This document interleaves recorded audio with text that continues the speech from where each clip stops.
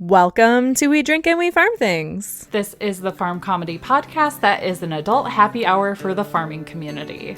We drink adult beverages, talk about the ups and downs of farming things, and give zero clucks about not having the perfect farm life. We keep it real with you and share the mistakes we've made and what we've learned so you can feel less alone in this farm thing. We drink things, we farm things. Hey there, Sam. We drink and Oh, farm hey there, things. Bev. What you drinking today?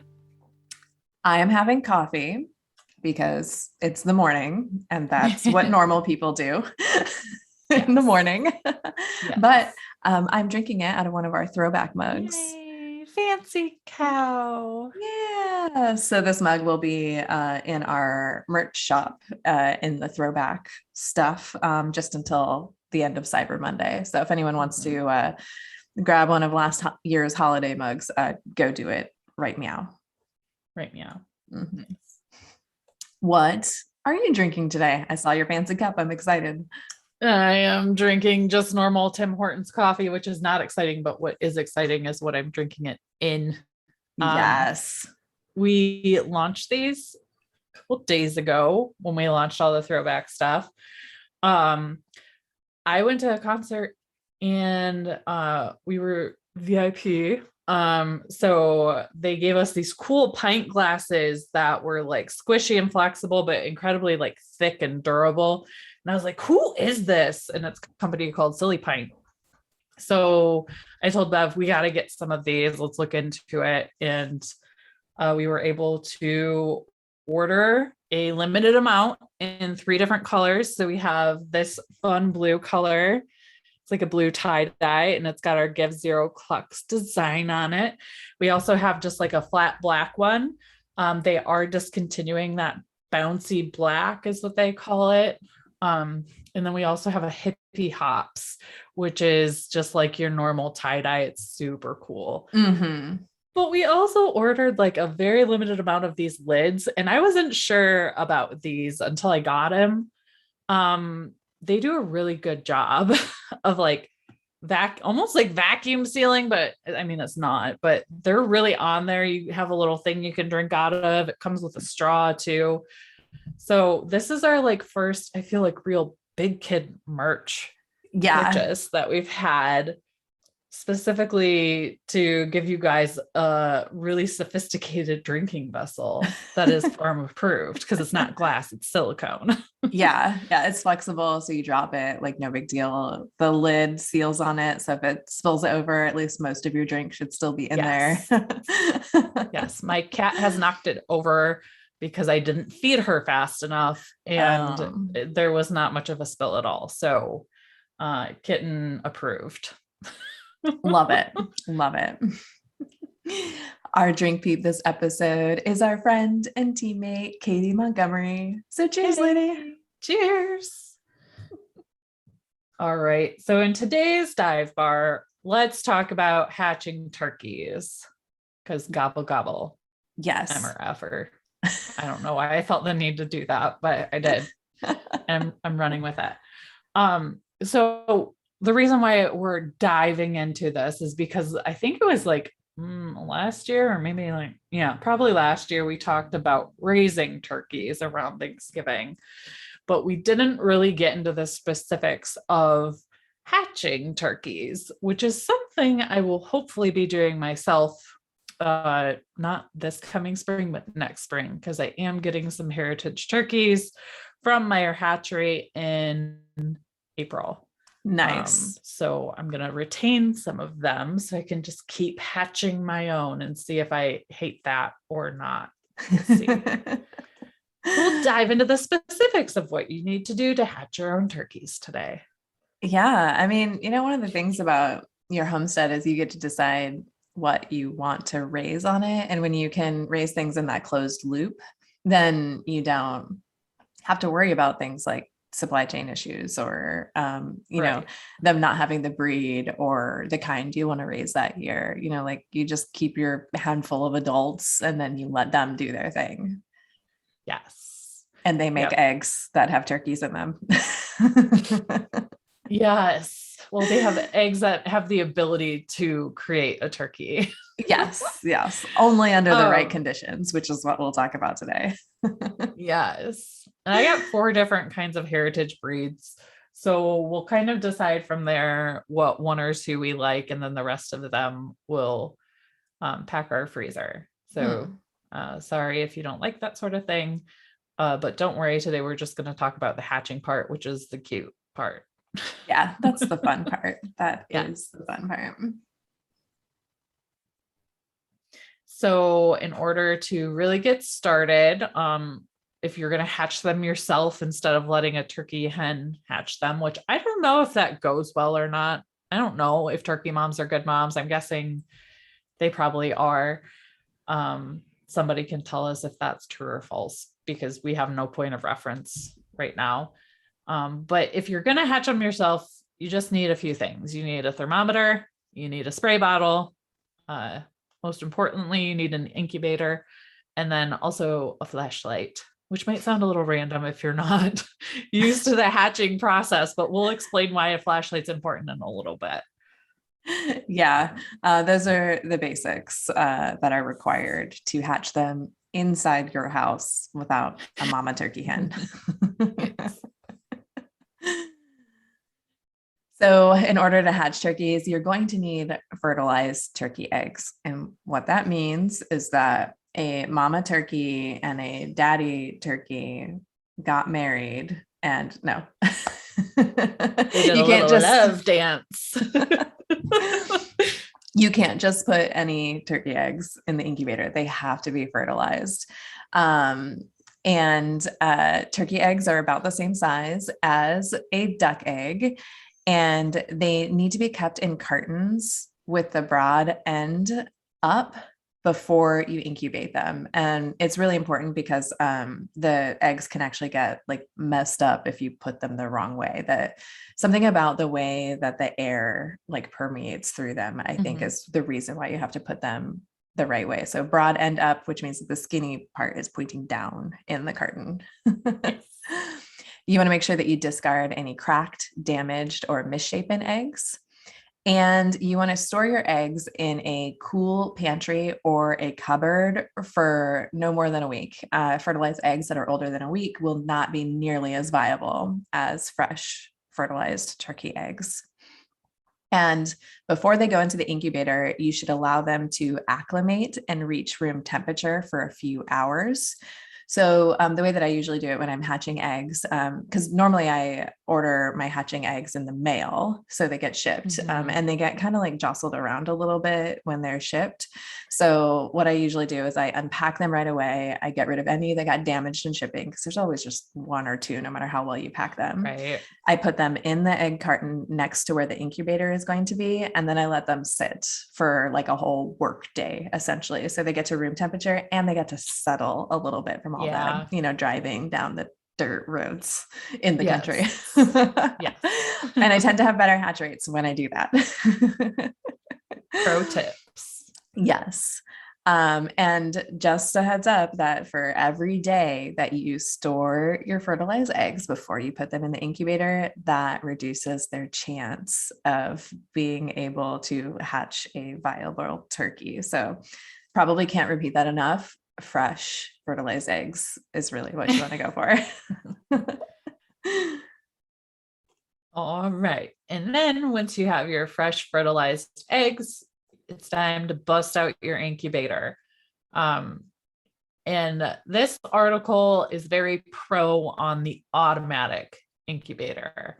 And this just really depends on your budget, what kind of incubator you might already have.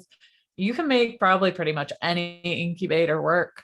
But they are very excited about the automatic incubator in this article. They claim it's the simplest system for hatching turkey eggs, and should produce the maximum yield.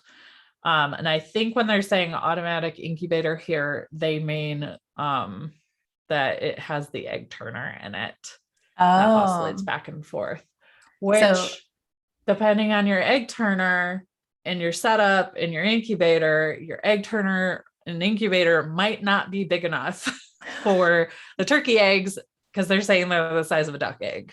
Yeah. So keep that in mind. I have a really inexpensive automatic turning incubator, and I'll link to it in the show notes.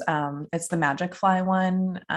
It, pops up in every group that I've ever been in for raising and hatching poultry. Mm-hmm. It pops up as a lot of people's favorites, and that has been my experience, and it's my favorite too. It has like a square, and there's sections that are movable within the square so that you can adjust how wide each column is. So if you're hatching turkey eggs or duck eggs, you can just like take one of them out and put it in the middle, and then you can fit I think like probably 4 to 6 inside the square, or it's kind of like a rectangle, okay. not quite a square. But anyways, inside the lid of the incubator is like a rod that comes down and it stabs into the rectangle, and it just spins just a little bit like this, and it moves the rectangle around so that it's rolling your eggs over rather than the oscillating back and forth. I've had some eggs break in the automatic turner though. Cause like, if it gets into like a corner or something and keeps trying to like shove, then it's going to crack. Yeah. Then it could crack an egg. Or if you are like me and you always try to put more eggs in your incubator than actually fit, and you have the automatic turner on and it's pushing eggs around and it gets one trapped. Yeah. Maybe I'll talk to Kendra, from Meyer Hatchery, our friend that we had on to interview, and peruse the Meyer Hatchery website and see what kind of incubators they have and maybe what she recommends for turkey eggs. Because ours is a hand-me-down incubator, and there's nothing wrong with that, but it's basically like styrofoam and then like hardwire mesh in the bottom, and then you like put water in it, blah blah blah. It works, but I feel like I'm ready for an upgrade and maybe something a little nicer. So if I find something spectacular, I'll make sure to do some follow-up on that, because it would be nice to have something a little more stable. Yeah. I mean, I've thought about investing in a really nice one, but that $40 or $45 Magic Fly one has just worked well enough that it just like, I haven't felt the need to spend hundreds of dollars on an incubator yet. Right. But I'm also a very casual hatcher. We have a lot of chickens here, but we've only hatched, I can count on one hand how many times we've hatched here in the 5 years. So yeah. I was a hatchaholic for a while. My name's Sam. I'm a hatchaholic. I do also have Sebastopol geese, and I try to let the mama goose hatch this year, and it didn't go so well. We only hatched, I think, 2, and I sold them both, and one of them didn't make it after I sold it, which is like the worst feeling. I did refund her because I felt so bad. Yes. So I'm thinking too, because a goose egg is just freaking huge. Yeah. I might need a bigger one for that purpose too, because you have to like hand turn them then, and they're rolling around because they're round, it's an egg. But I imagine the turkey situation would be about the same. So anywho's, just remember that with your incubator, you have to keep it clean. And you need to be aware throughout the whole process of how clean your incubator is. Just keep an eye on it. Because I mean, once you clean it and turn it on, it should be fine. But the temperature inside an incubator is exactly right for growing gross bacteria and microorganisms, which is why you want to sanitize your incubator and make sure you wipe off your eggs where you put them in. You don't want to scrub them necessarily. Just wipe off any poo that you see on them. I always wipe them with a dry cloth. Oh, yeah. Yep. Yes. And then you want to get the internal temperature of your incubator up to 99.5 degrees Fahrenheit or 37.5 degrees Celsius with a humidity level of 55% for the majority of the incubation period. So this is why that thermometer and even a hygrometer. Yeah, the one that measures humidity too. Yeah. Get one of those. I have one that is it's supposed to be used in a cigar humidor. It's like the size. Fancy. Yeah, it's only like that big. It's like a little tiny rectangle. But what's really cool is because my incubator is see-through, I just put it up against the wall of the incubator, and then I can see the numbers through it without having to open the lid. And then I know if I need to open the lid and get involved. Yes. So once your eggs start incubating comes the exciting stuff. And one of my exciting. exciting. I'm so bad at that. I always forget to do the egg puns. That's why I'm here. Yes. Only reason. And one of the best parts of incubating is getting to candle the eggs. So for turkey eggs, your first candling should be after about a week in the incubator. And in order to candle them, you will use the flashlight. And that's what the flashlight's for, in case everybody was still scratching their head about the flashlight thing. You will check that the embryo is fertile by looking for a veiny blob around the middle of the egg. And you should see veins like spidering out from all directions from it. And there should be a small sac developing at one end. And that is the air sac, right? Mm-hmm. Okay. Yeah, I was trying to think. That's exactly what that's for, because there needs to be like a little air spot in it for them. If after 7 days, the egg is clear when you candle it, it is probably infertile. And if you see red or black stains or what looks to be like a bloody red ring, so it'll be like, it'll kind of look like you cracked an egg in the frying pan. There's like a circle and then there's the ring like all the way around it. That's what it always reminds me of. And the ring will be red, just like on the edges. That probably, so we call that the red ring of death in egg incubating. And what that means is that there was probably a bacterial infection inside that egg. So that egg is not viable and you need to throw it out. Otherwise, you're going to have a rotting, disgusting egg cooking in your incubator and it could totally explode, which you do not want. It's bad. Yeah. And yeah. The way that I candle my eggs is I always take them we have an internal bathroom in our house that doesn't have any windows.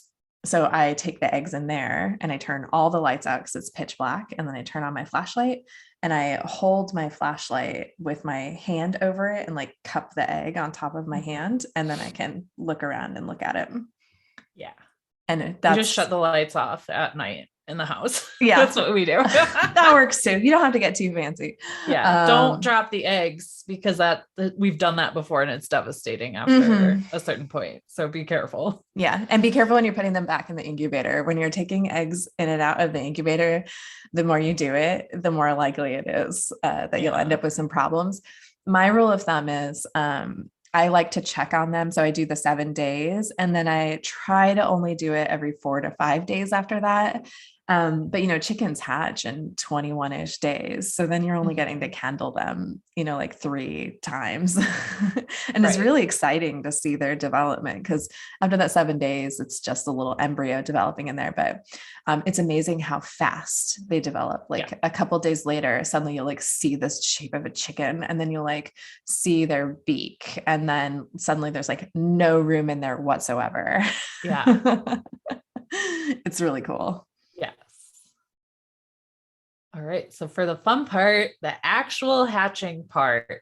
So yay. After 25 days, the eggs will hatch. Well, they'll start to hatch. This takes a minute. So to start with, there will be a faint peep noise. So you hear a little peep, peep, and you're like, oh my gosh, what's happening? And then you're excited and you're staring at your incubator and it's a really actually slow process.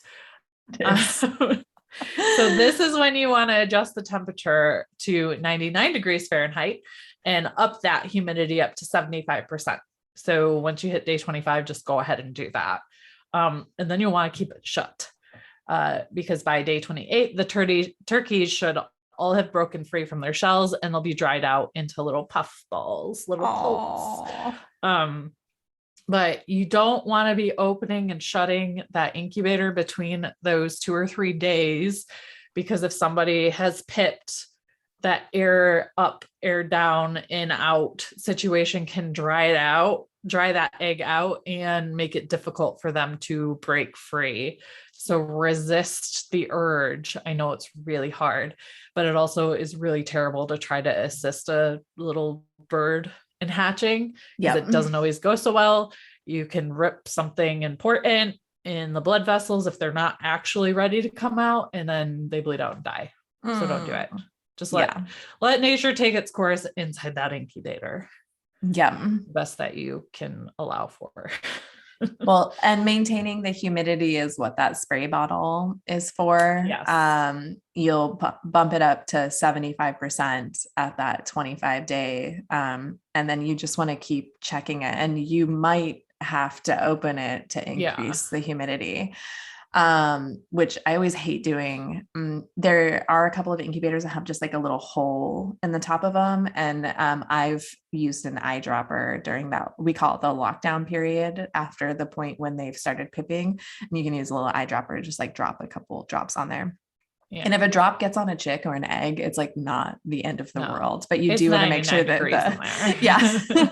but you do want to make sure that the humidity stays high, because you don't want to shrink wrap those little pulps inside their egg and then I can't get out.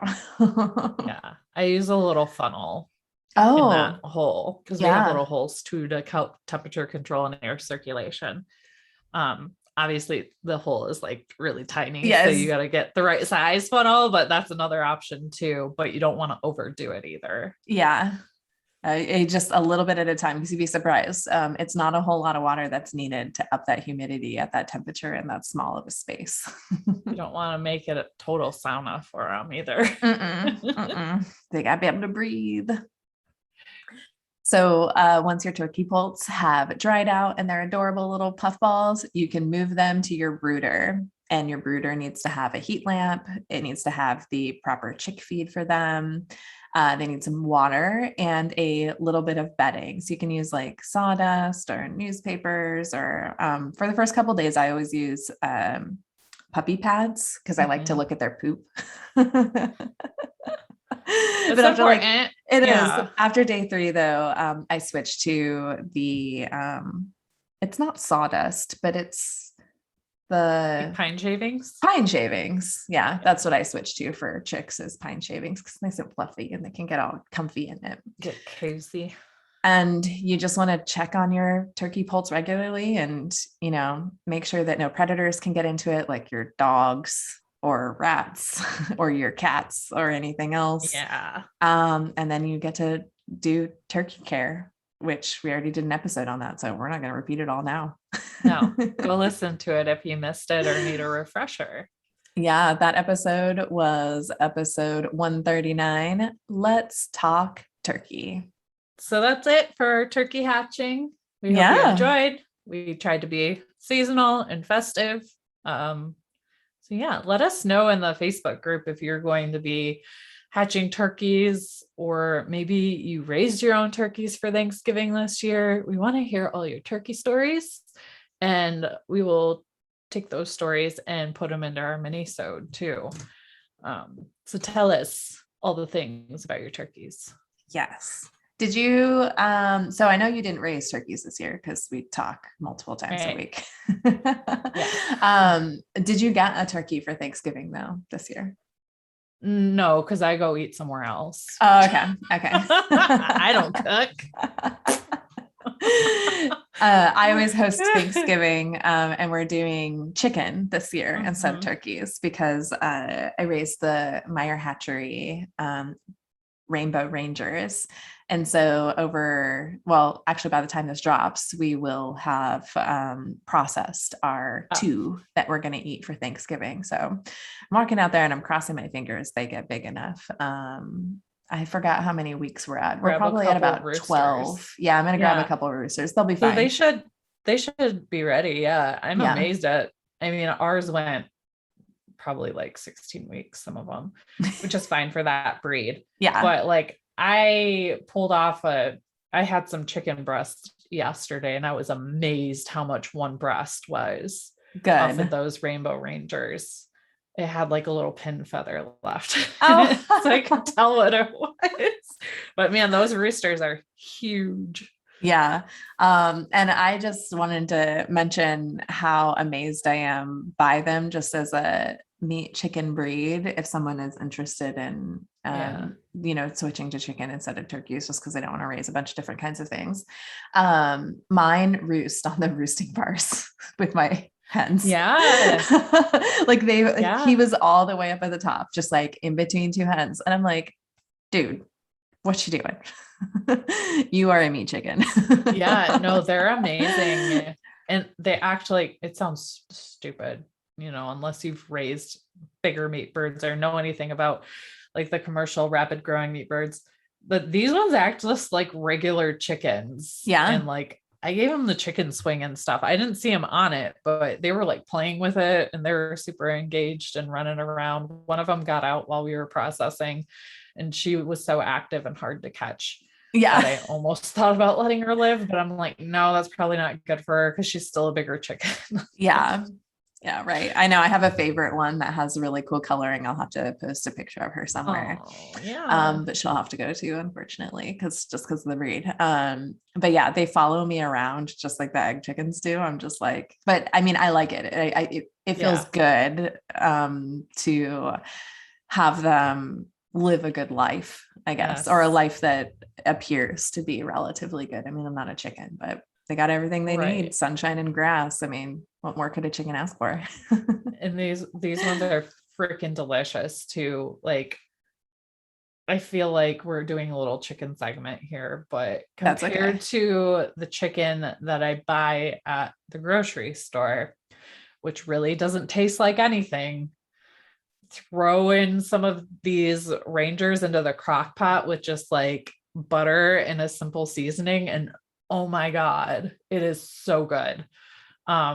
So I'm interested to hear what you think, because I know you've raised Cornish crosses before. If you can tell a difference in taste between the two.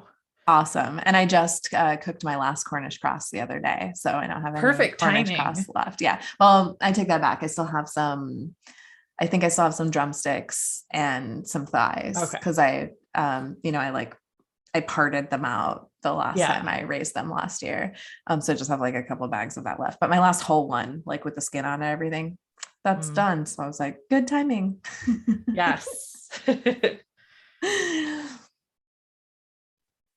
All right. So we've talked about Meyer Hatchery a lot here, and I know we don't have an official sponsor for this episode, but if you go to meyerhatchery.com and want to put in some kind of order, because they did launch their 2022 inventory for next year, and then they have all kinds of stuff. They have home decor stuff. That's like my favorite. I need to shop. But we do have a code because we're both brand ambassadors. So you can use code Drink and Farm to get $5 off your order online. And be sure and hit the subscribe button and download the episode when you listen, because this helps more people like you join our podcast family group, fun community. And leave us a review over on Apple Podcasts to possibly be entered into a monthly drawing, or you can call us and leave us a review too. That is also an option. We already ran a commercial earlier with a phone number, and the phone number is also in the show notes. So don't be shy. Leave us a voicemail. I swear I won't answer the phone when you call. We don't like answering the phone. I don't. I screen all my calls. And if you share this episode over on Instagram in your stories and tag us at Drink and Farm, we will send you a promo code just for that episode that'll give you a percentage off in our shop. And currently we have some throwback merch in there. So you want to do that so you can get the coupon codes, you can shop the throwback merch, because we design all sorts of cool stuff and then retire it. But we've got some favorites that we wanted to bring back for our holiday shopping extravaganza, Black Friday, Cyber Monday, whatever you want to call it. Make sure you take a look at today's show notes. You'll find links to the article that we referenced, links to our social media, our merch shop, and all other fun things that we do. So that's it. Yeah, that's it. We hope you have a wonderful American Thanksgiving and lots of yummy food. If you're not in America, we hope it's an awesome Wednesday an awesome weekend. Yeah. I mean, I was gonna say I hope everybody else has a terrible time, but Oh. kidding. All right. So until next time, Drink farm and give 0 clucks. Bye now. Drink things, we farm things. We drink and farm things.